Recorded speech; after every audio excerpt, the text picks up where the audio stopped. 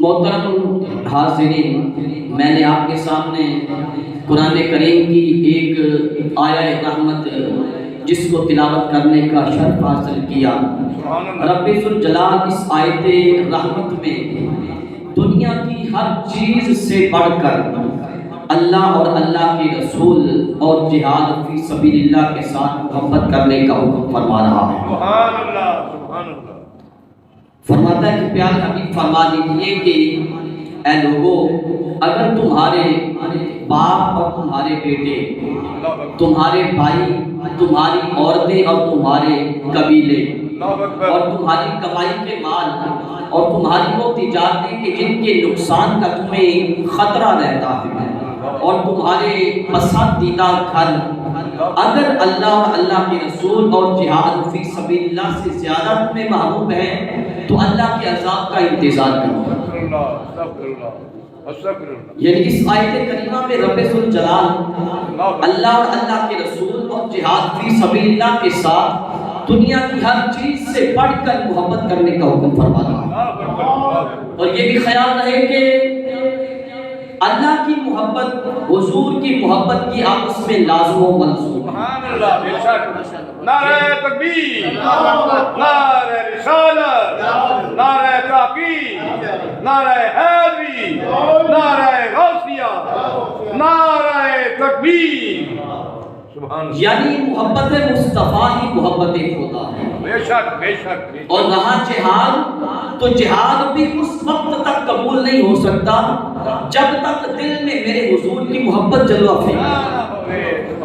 کیونکہ میرے حضور خود فرماتے ہیں لا یؤمن احدکم حتی اکون احب الیہ من والدہ وولدہ والناس اجمعین، کہ تم میں سے کوئی اس وقت تک مومن نہیں ہو سکتا، ایماندار نہیں ہو سکتا جب تک میں اس کے ماں باپ، اس کی اولاد اور سارے لوگوں سے بڑھ کر اس کے نزدیک زیادہ محبوب نہ ہوں۔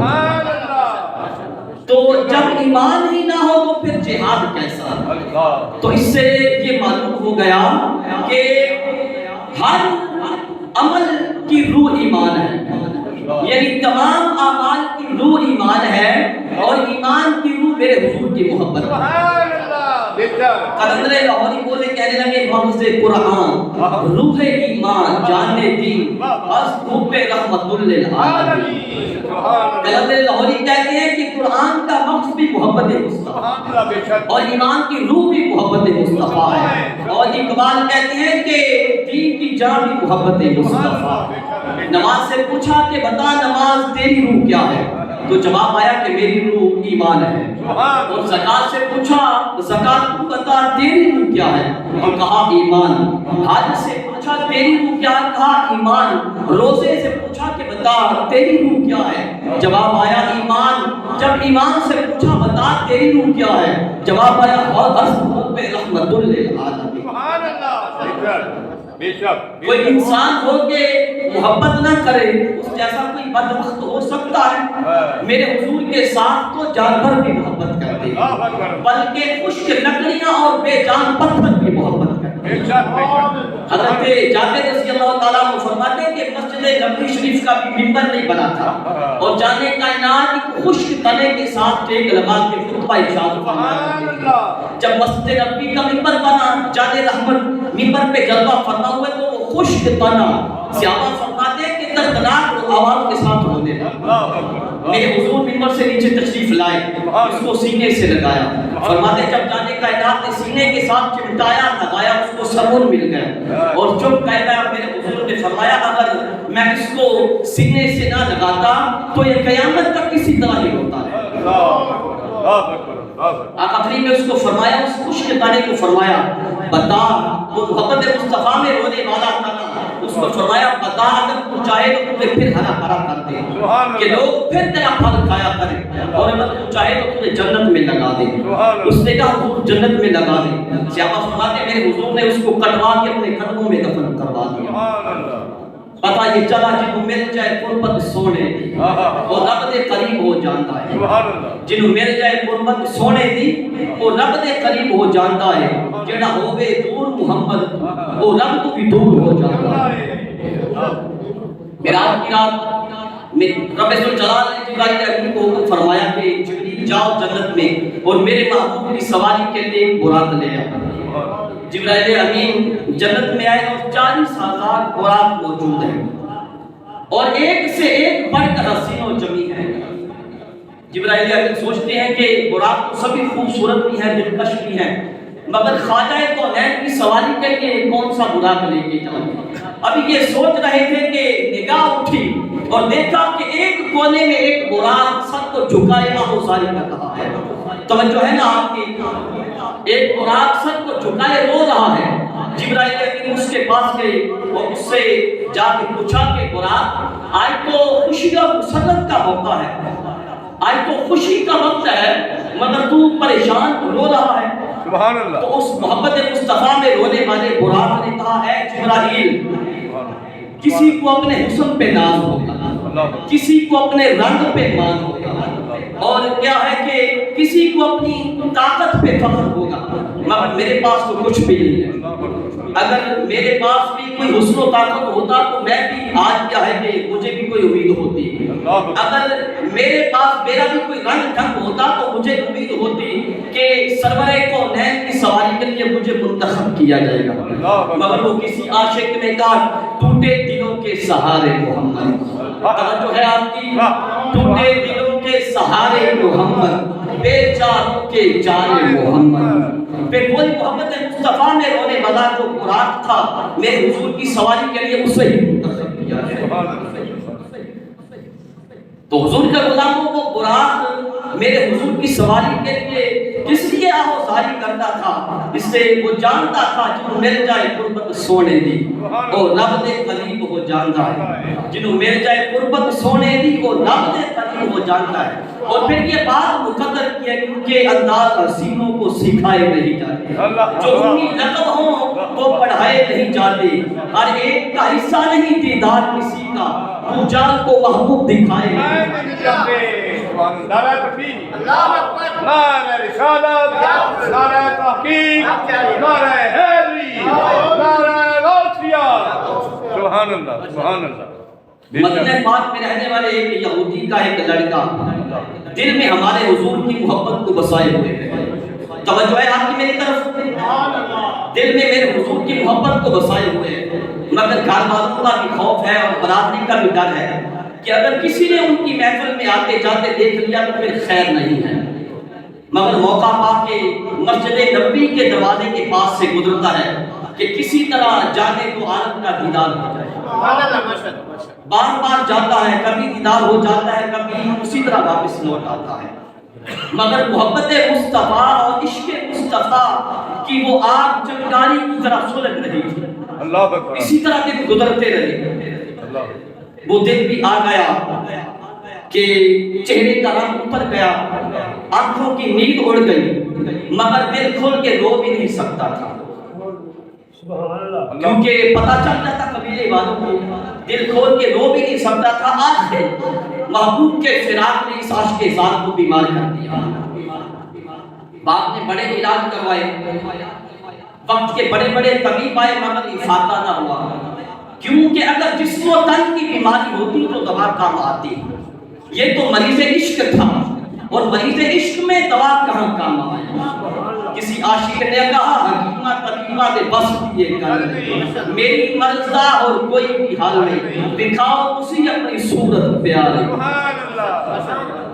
یہ مریض عشق تھا، اس لیے کوئی افاقہ نہ ہوا، بڑے جتن کیے، آخرکار وہی پھول کی طرح مہکنے والا نوجوان کانٹے کی طرح سوکھ کے ہو گیا، سوکھ کے کانٹے کی مانند ہو گیا۔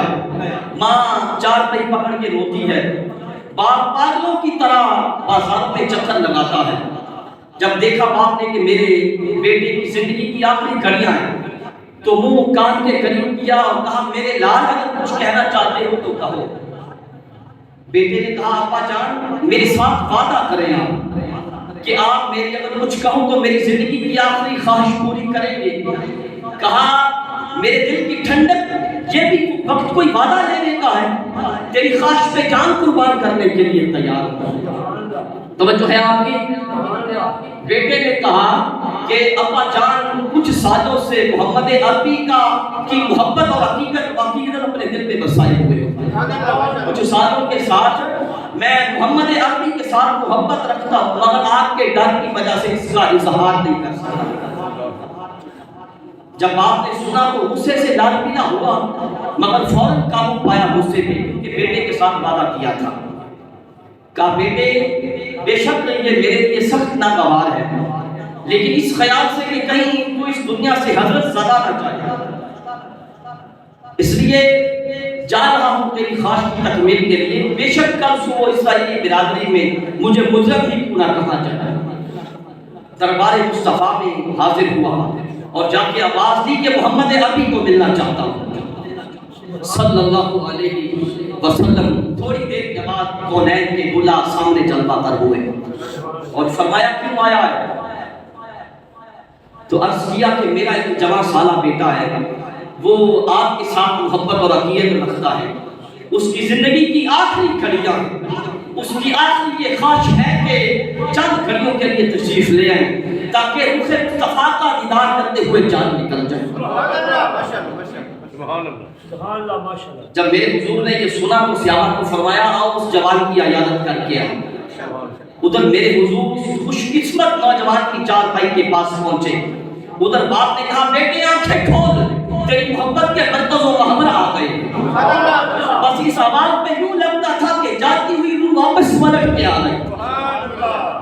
جب اس نے آنکھیں کھولی تو دیکھا کہ قدوہا کے ٹکڑے والے محبوب سامنے جلوہ فکر ہے. فوراً پکارا ہے اللہ کے نبی میں بھی آپ کی غلامی میں داخل ہونا چاہتا ہوں. سبحان اللہ. مگر میری زندگی کے نامہ اعمال میں تو ایک سجدہ بھی باقی نہیں ہے. میری بخشش کیسے ہوگی؟ میرے حضور نے فرمایا ہے جوان کلمہ پڑھنا تیرا کام ہے رب کی بارگاہ سے بخشوانا میں محمد مصطفیٰ کا کام. اللہ اکبر. یا رسول اللہ. زندہ باد. زندہ باد. زندہ باد. زندہ باد.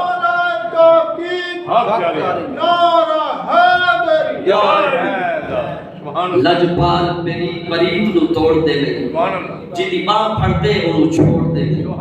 فرمایا کلمہ پڑھنا تیرا کام ہے رب کی بارگاہ سے بخشوانا میں مصطفیٰ کا کام ہے.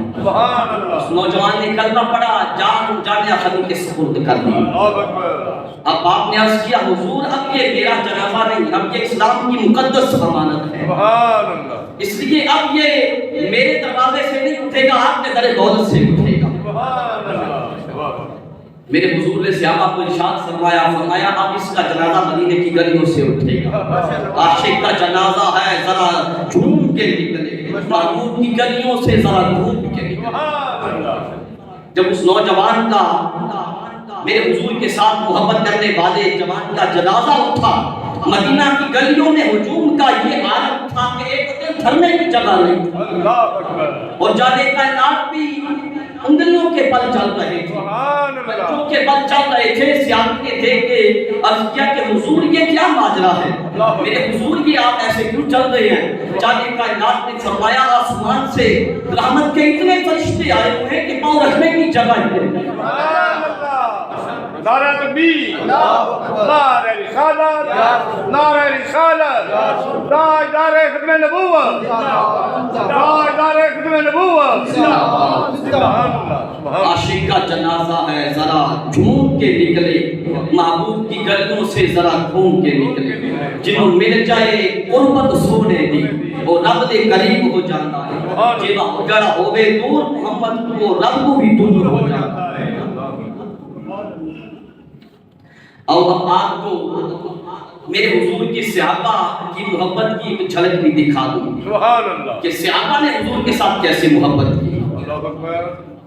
حضرت سعد بن ابی وقاص رضی اللہ تعالیٰ عنہ آپ روایت فرماتے ہیں کہ غزوہ احد سے واپسی پہ جب جان عالم غزوہ احد سے واپس تشریف لا رہے تھے تو بنو دینار کی عورت کے پاس سے گزرا.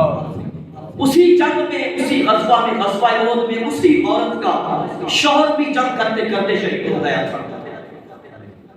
بھائی بھی شہید ہو گیا تھا، باپ بھی شہید ہو گیا تھا۔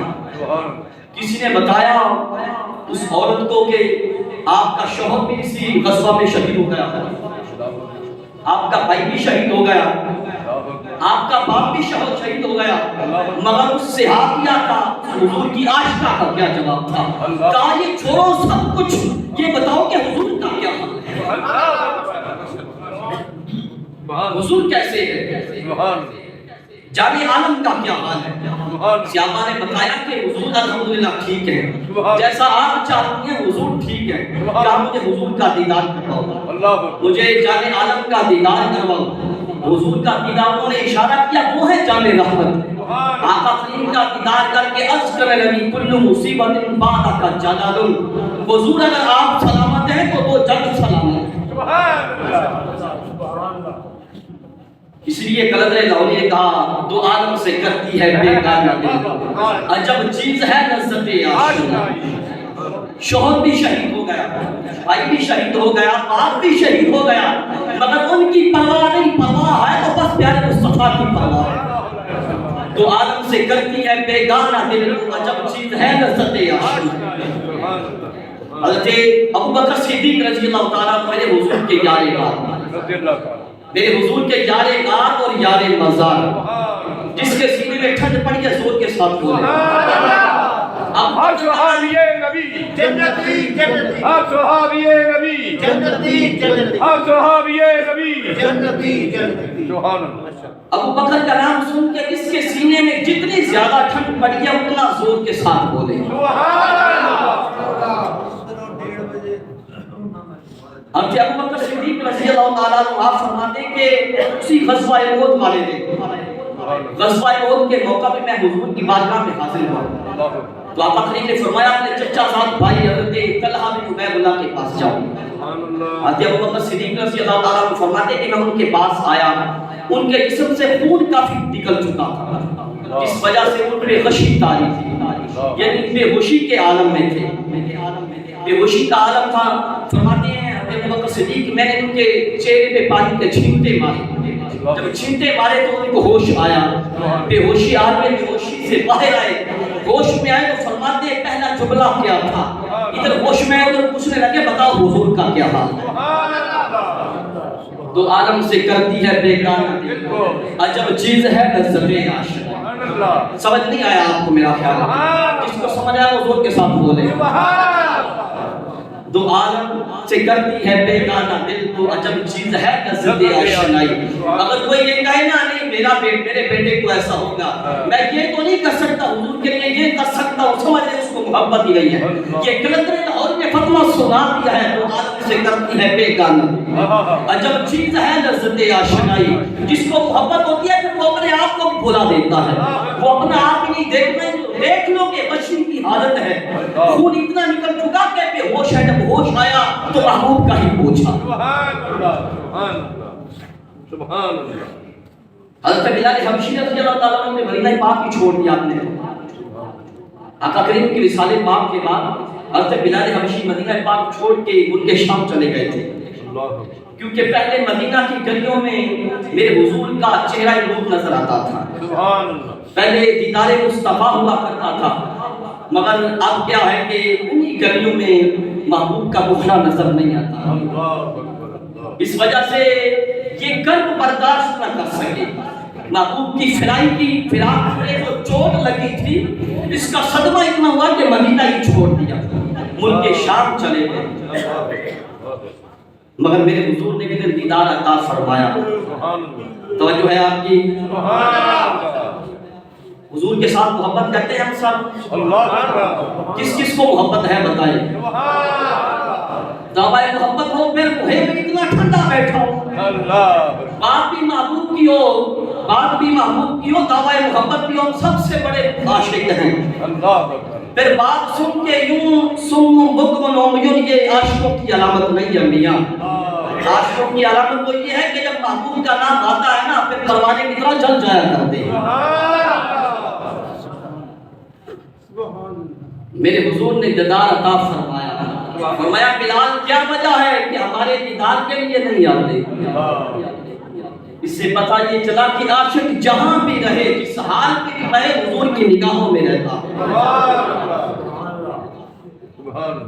جہاں بھی عاشق رہے ہمیں وہ اپنا کہتے ہیں محبت ہو تو ایسی ہمیں رکھتے ہیں نظروں میں عنایت ہو تو ایسی عاشق جہاں بھی ہو میرے حضور کی نگاہوں میں رہتا ہے میرے حضور جانتے تھے کہ بلال نے مدینہ چھوڑ دیا ہے بلال مدینہ چھوڑ کے ان کے شام چلے گئے فرمایا بلال کیا وجہ ہے ہمارے دیدار کے لیے نہیں آتے اب آپ کو ایک اور عاشق ذات کی بات سنائی جن کو امام عبد الرحمن جامی کہتے ہیں کون کون جانتا ہے ان کو جن کو امام عبد الرحمن جامی کہتے ہیں ان کے رشتے کی ایک چھوٹی سی داستان سنا چلے میرے حضور کی بارگاہ میں حاضری کے لیے آقا کریم کی بارگاہ میں حاضری کے لیے چلے تو میرے حضور نے وادی مدینہ کو دیدار عطا فرمایا وادی مدینہ کو دیدار عطا فرما کے فرمایا وہ جامی آ رہا ہے وہ میرا عاشق آ رہا ہے اس کو میرے روزے پہ نہ آنے دیا جائے